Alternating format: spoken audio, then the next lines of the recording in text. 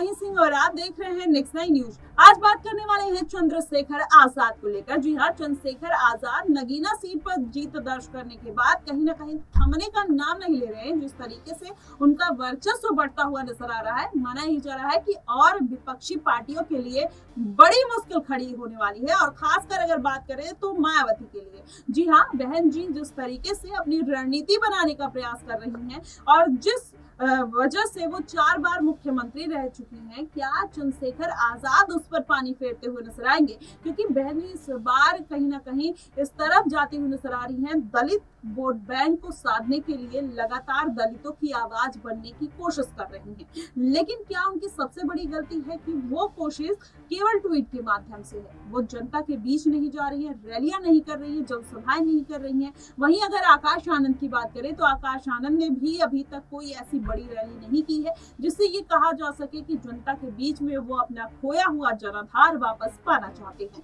वहीं चंद्रशेखर आजाद की अगर बात करें, लगातार तमाम उन छोटे मुद्दों को उठाते हैं जिस पर बड़े बड़े नेता बात तक नहीं करते। शायद यही कारण है कि वही वजह है कि चंद्रशेखर आजाद का जो साथ है वो बढ़ता हुआ नजर आ रहा है।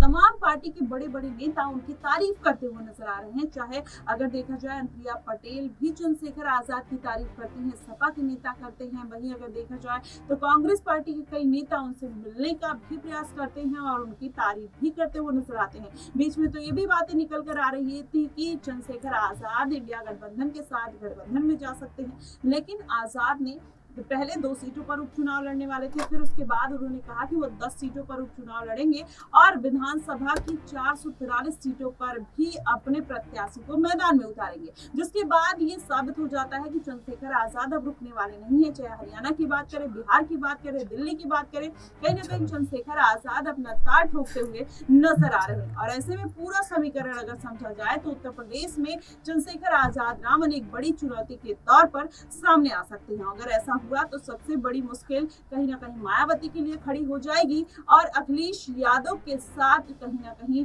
सबसे ज्यादा उनको घाटा पहुंचने वाला है। जी हाँ, आपको बताएं, ओबीसी वोट बैंक पर जिस तरीके से अब आजाद की नजरें बनी हुई हैं, दलित वोट बैंक को उन्होंने साध लिया, मुस्लिम वोट बैंक को साधने का प्रयास कर रहे हैं। वहीं अगर ओबीसी वोट बैंक को वो साधते हैं तो अखिलेश यादव के लिए मुश्किल खड़ी हो जाएगी। वहीं बीते लोकसभा चुनाव में चंद्रशेखर आजाद रामन ये बोलते हुए नजर आए थे कि अगर वो सभी सीटों पर अपने प्रत्याशी उतार देते तो इंडिया गठबंधन को 15 से 16 सीटों का नुकसान हो सकता था। शायद यही कारण है कि चंद्रशेखर आजाद को आत्मविश्वास आ गया है और यही वजह है कि वो सभी सीटों पर अपने प्रत्याशी उतारने के लिए तैयार हैं और उनको पता है कि वो इस बार भी जीत दर्ज करेंगे। लेकिन सबसे ज्यादा जीत उनको कहाँ मिलेगी? क्या हरियाणा में, दिल्ली में, अगर दिल्ली की तरफ रुख करते हैं, या उत्तर प्रदेश की उपचुनाव की सीटों पर, या बिहार में अगर वो जाते हैं तो कहाँ पर बेहतर करते हुए नजर आएंगे? आपको क्या कुछ लगता है? आप हमें कमेंट बॉक्स में जरूर बताइएगा। फिलहाल के लिए बस इतना ही। देश और दुनिया की तमाम खबरों के लिए हमारे साथ बने रहिएगा नेक्स्ट 9 न्यूज पर।